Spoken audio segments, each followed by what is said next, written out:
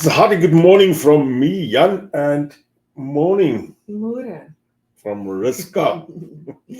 Guys and girls, yep, a decision is easy. It's very, very easy. I mean, in the past, we had to make the decision, is it going to be Pick and Pay or is it going to be Woolworths? It's as easy as that. And then suddenly you get to this decision where somebody decides, is it going to be New Zealand or is it going to be Australia?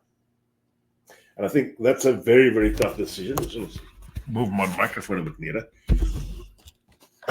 Because normally when you make this decision, or let me say, take a step back. When you make the decision, it's going to be Woolworths or Pick and Pay.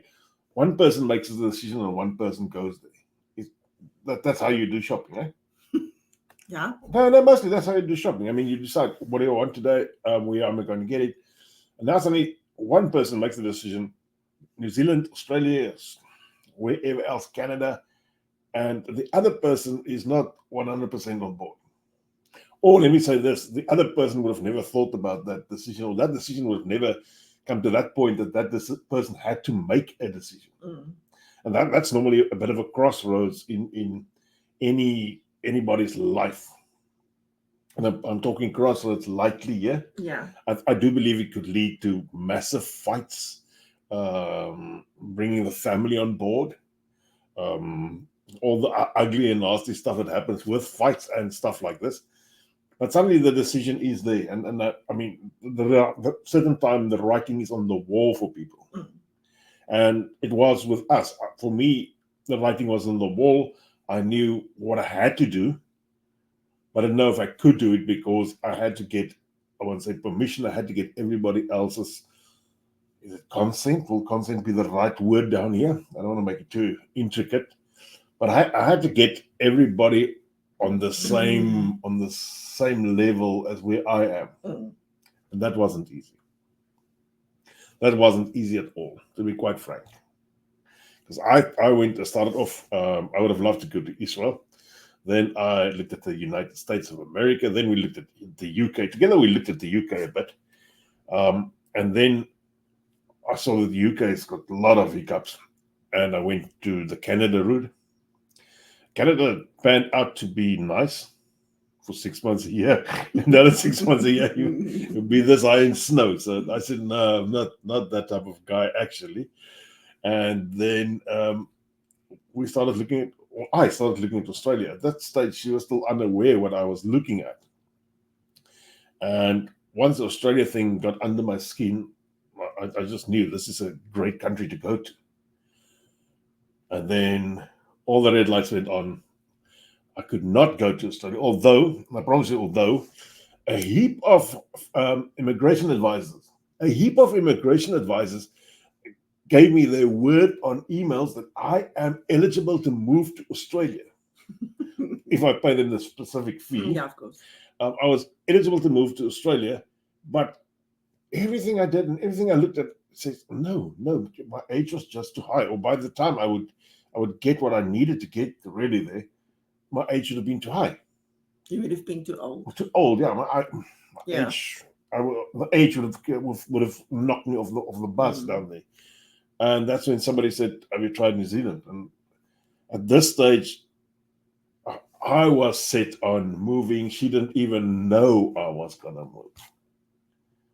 So I think that the most difficult part for anybody was, and it was indeed for me, and I mean, it's not always the man. It's sometimes the woman or the other partner or whatever else that makes this decision and can see the future a bit and think, okay, we have to leave what we have. We have to leave the known for the unknown. So how did you take the news when I said, to be quite frank, we've never really had this discussion. So I could probably put the camera off at a certain stage if you hit over the head or something. You can be very glad I'm happy now. Yeah. I just remember he said to me that there's a guy from New Zealand or a company from New Zealand coming to Cape Town, and they've got this like a seminar or something of how to immigrate or what, I can't even remember what it was. And he wanted to go, so I said, yeah, I'll go with you. And so we listened to the discussions, and that was also one of those guys that said, "You just pay them this, and they promise you'll get a job and whatever."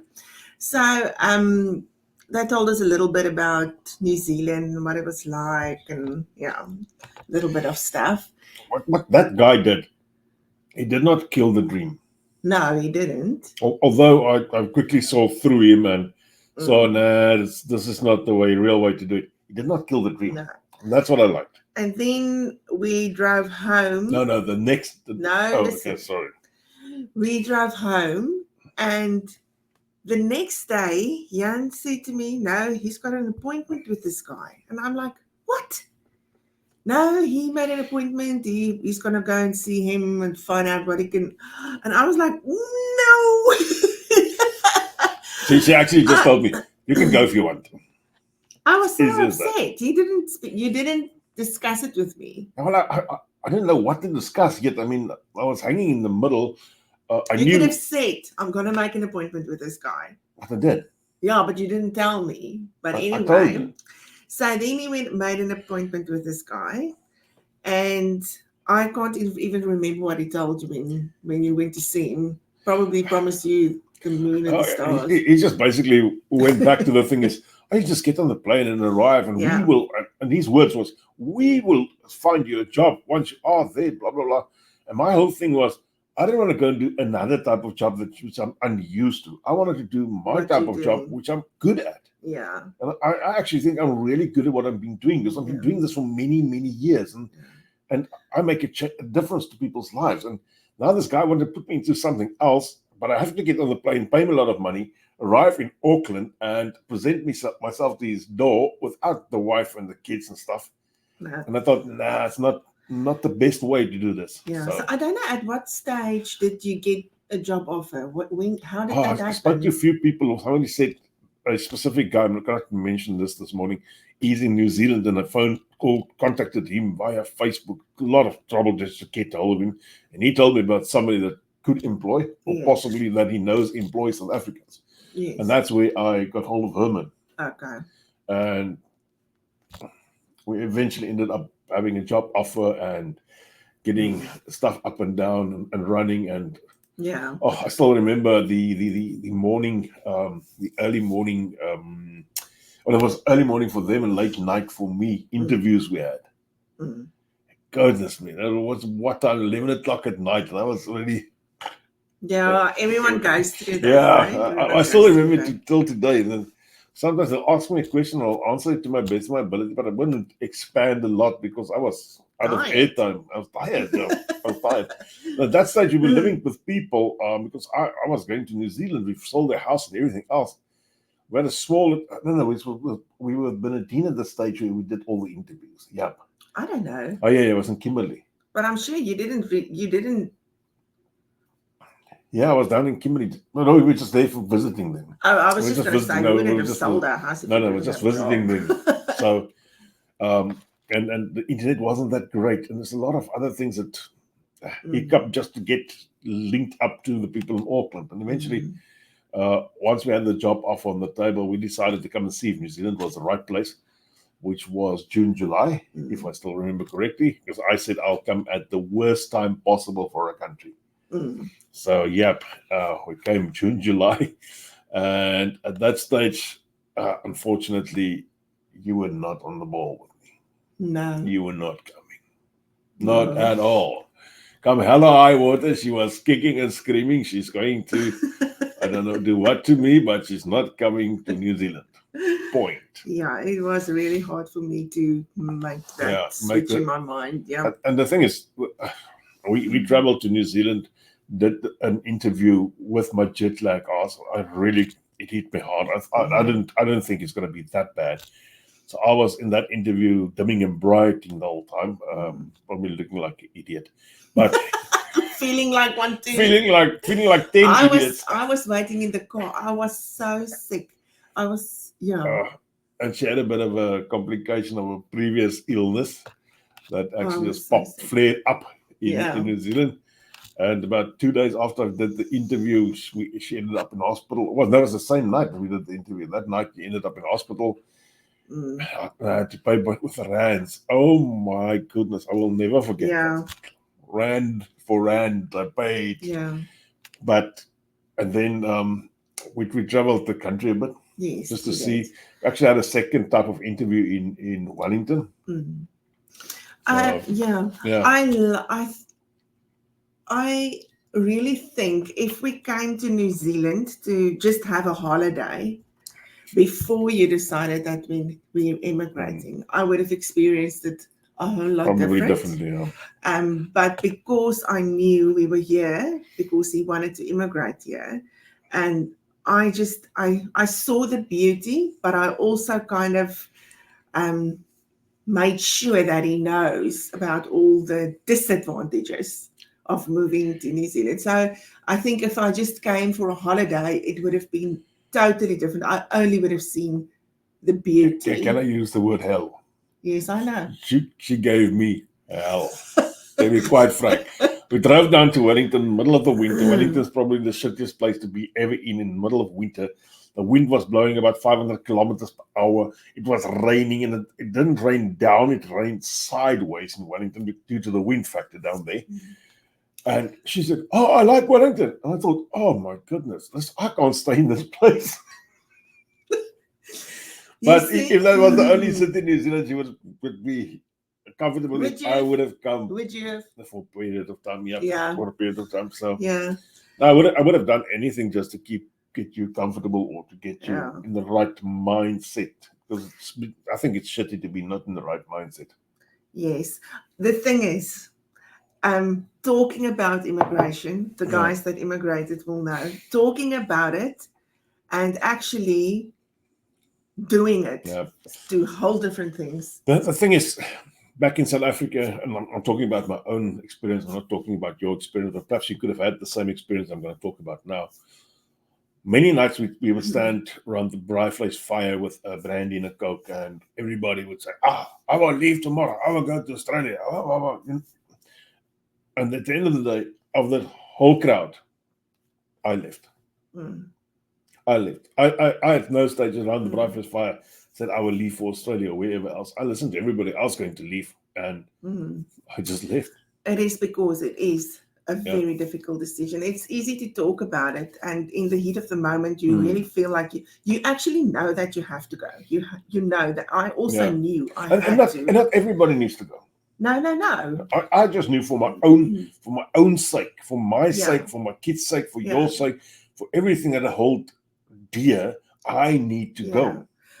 For me, I'm talking, I knew it was the best decision, and But it took you a long while to get to that point. Yeah, I knew I had to, but my heart didn't want to. And pop us a message, please, if you are one of those people that was in the same position where both people in the relationship or in the marriage or whatever you are tied up to didn't make the same decision to come. Please just drop us a message and just say quickly how you experienced that, even if you are the person that wasn't in the right mindset and the other person was. I'd love to hear these type of comments. So what I can definitely say, and we've experienced this so many times, if you are not on the same page, it's difficult. It's difficult. I would actually say don't even do it. Don't do it. You'll get on this side. I'm going to once again go against you and say, do it. No. But I mean, you can't. I will also say, don't come if you are the only person that has made the decision to come and the other person is saying no. Yeah, no, because that's dragging. Yeah. But if the other person, you will need to do your best to get the other person to see a bit of what you see. Yeah. And that's difficult. And I think what was different for us is I knew and I wanted to. I really wanted to, but my body didn't want to. It's difficult to explain it. But so everyone said to me, if it's making you so sick, don't do it. Don't let him drag you to New Zealand. And then I said, he's not dragging me. I really want to go. Because I also, Listen here. And Smith says, You have to make a mental move before you make the physical Yeah. move. She's summing that up 100%. And for me, making the mental move was the difficult Took part. a bit longer. It took me a lot of time. I was actually thinking the other day, and this may sound now very harsh, and shame for you, but I sometimes wonder if God didn't put this whole hard episode there for me. It gave me time to get my mind. They think zapping my heart and having No, 5 heart bypasses. I'm really thinking that he needed to give me some more time to get just asked with the program, and it gave me time. It gave me time. Yeah, but it is a difficult position, and I was actually ready to immigrate in 2010 already, to be quite frank. Yeah. That was the first time that I looked at Australia. I had a few very good reports coming back. I had to pay everybody about 2,000 rand at that stage just to get me that brilliant report of how good I am and how good I would be in Australia, blah, blah, blah. Yeah. So, but yeah. Yeah. What I mean by saying that if you're not on the same page when you immigrate, there will always be, because the first 2 years, it's really not easy. And if you come and both of you are not on the same page, you will always have the one person saying, you wanted to come, I didn't want to come. Now look what it's like. It is. So it's actually easy to play the blame game, eh? Oh, it's very easy. It's very easy. So if you bump your toe, if I was in South Africa, that thing would have been in front of me. Yeah, our kids would have been happy. Yeah. Or this would have been different. And our kids are happy and everybody is. Yeah, so that's why I'm saying, just make sure you're on the same page before you immigrate, because it's really going to be hard on your marriage. It's going to be hard on your relationship. Somebody just saying, I think it's harder for ladies, and especially to leave family. I know it's terrible hard to leave family. We've been here 15 years. I sometimes say you got to think about it. Let's say you're living somewhere in Limpopo and you move down to Cape Town. I still know you can drive to the other side. I still know you can drive to the other side. But if you really think about you making that move, that's a 15 to 18 hour drive. Yes. Okay, let's be quite frank about that. 15 to 18 hours drive. So just to go there and back, you lose 2 days. That's as easy as that. Otherwise, you can fly, sometimes quite expensive and so forth. But are you going to do that more than once a year, more than once in 2 years? These type of stuff I always think about. Somebody just say, I agree that both needs to be on board. We have been trying to find jobs for almost a year. Hope to find something soon. That ready to immigrate. I hope you guys are looking at our website. We've got a site up and running where we draw jobs that you don't normally see, and we put that on the website. I want to read that. Okay, Mariska Brown says. Just open it. I can't open it. I can't put it down. Oh, sorry. Okay. Can't read the whole message, but she's just saying my husband wanted to come to New Zealand, but I didn't. I had to say yes in 3 days as my husband had a job offer. Cried and cried. Been in New Zealand to here now. Won't go back. Yes, it's difficult leaving family, but it's the best move we've made. We have 3 small kids, and the biggest fear was adapting for them, but they took it so easy. We always worry about the children, and they're actually the ones that we can learn from. I actually think we should buy Mariska Brown's husband a chocolate. You get any lady to say yes in 3 days. Goodness me. Look, I said yes. I said, yeah, we can go. But I was not happy. Not in 3 days. Yeah. And it was so funny for me because I am really... I like traveling and I like new adventures and new places. So it was funny that I was so taken aback by this whole thing. I think one thing, and I mean, I think that's part of what you experience. I think it's part of what a lot of people experience is the permanency of this. Yes. It's going to, it's going to be permanent. Yeah. Once we cross this bridge, there's always turning back. Yeah. But you do not want to turn back. You're doing this and you're doing this and you're getting over and done with. So I think that the permanency of that is probably something that, because if you go on holiday, you go there for 3 weeks and you're coming back home and your dog and your cat is waiting for you. I can tell you one thing now, and it's the same as Rian is saying. talking and experiencing it is chalk and cheese. Yeah. But I would do it all over again. Yeah. Even knowing what immigration did to me mentally, I would do it again. Are you sure about that? Just because I know now yeah. Are you sure I about wouldn't that? have I always wanted to wanted to miss go out to on the this. USA. I wonder now. No, Do you know what? I think I can do anything now. All right. What you can do now is tell the people that we are going to draw a number the for boat, what? For the boat cruise. So let's draw another number for an applicant. Let's do 2 numbers this morning, actually. So let's see if this number generator is running. All right, let's go. Number 165. 165. Let me see who that is. If I can get that far. 165. Matthew Authors. Okay. Number 165. Did you write that down here? Yeah. And then the next one is number 42. We actually lived in a city with a number 42 in our street. 42. We lived in No, we already have a 42. Oh, we've already got 42. 42 has already been chosen. Okay. Another so let's do another one. Number 45 there. Oh! Mr. Marcus Beresford. Okay. Okay. So you will have to He's stay. jumping up and down. He's jumping up and down. All right. Number 45 was Marcus Beresford. All right. Good. Guys, that was 2 more numbers that's going into a random draw for next year, very early next year. We're going No, it's on in May. It's in May. We're going on a boat cruise. We're taking 2 couples with, so we got an outside cabin for first prize, and we've got an inside cabin for second prize. I don't mind even if I have to sleep on the deck. No, you can't sleep on the deck. It's not.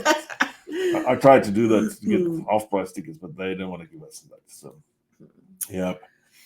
Somebody just saying the best choice hubby and I could have done. That was from Carolyn Smith. We were both on the same page from the beginning. I think that makes it easy. I think that's a whole new perspective as well, especially if both decide to immigrate. It's just to get to the right place. And I think if both decide to immigrate, where you're going to is not that a massive issue. Yeah. Because you've made the decision to move. Yeah. Now you just need to get the right place where you can get a job, and so forth and so forth.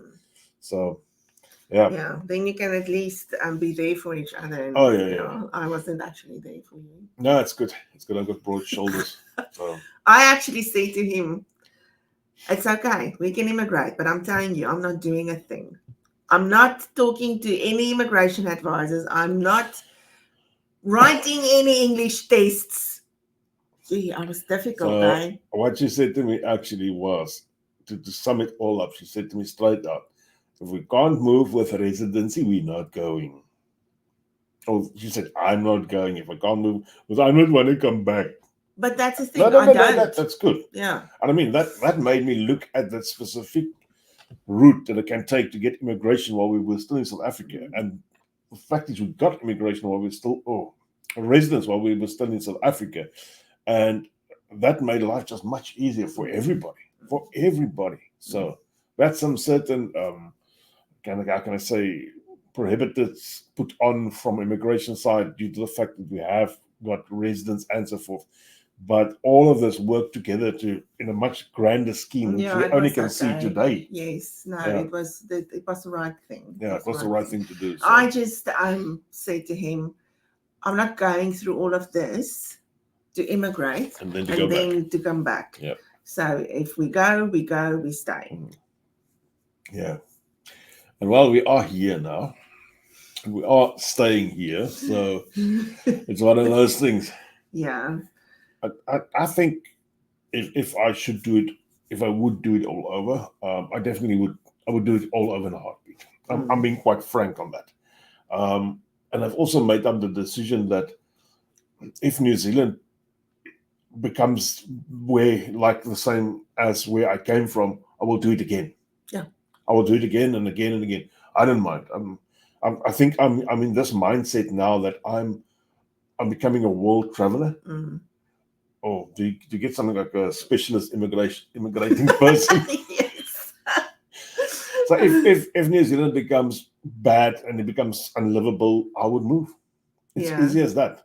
And the nice thing is we run out of options of where to go. Yeah, you run out of options. But the nice thing is we've got a black passport now. Yeah. That gives us a whole But I new think world. New Zealand is probably one of the best countries to live in. So I Oh, don't know yeah. where Oh, we'll yeah. get another one that's. No, I'm just having these thoughts in my mind. Oh, yeah. I'm thinking if everything goes pear-shaped down here, Yes. I will Yeah. move again. It's not- I can tell you one thing. I would happily live in a different country for half of the year. Oh, yeah, yeah. And yeah, Oh, yeah. no, definitely. And not only one specific country. We were never those people who could buy timeshare at a specific place and then go every year to the same No, place. we want to go different places. Because once you've seen the place, you've seen the place. Mm. It's probably nice to see the same place, but it will become boring as well. No, So I don't want to go to the No. same place. So yeah. Oh, well.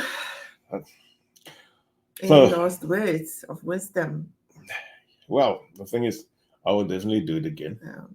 And there's no one that can help you make the decision. Mm. It's unfortunately something that you have to do yourself. And you Even got to make it, and you got to make it. How can I say, on a sane basis? Yeah. You just can't do it. Oh, because the sky is bluer down here. No. You got to make it on a sane basis. And I think it's probably more difficult if your heart and your head is saying no. If it's only your head that's saying no, but your heart says all the other way around, then I think it's probably you can work from there. My biggest fear was after you ended up in hospital is that you can have this. I want to say this lingering thought in the back of your head, and that is that New Zealand has made you sick. No. That was what I was really afraid of, to be quite frank. That's what I thought. Geez, okay, now it's probably totally out. So. At some stage in South Africa, I said to my doctor, I said, if we now ended this whole process of immigration, will I get better? And he said, no.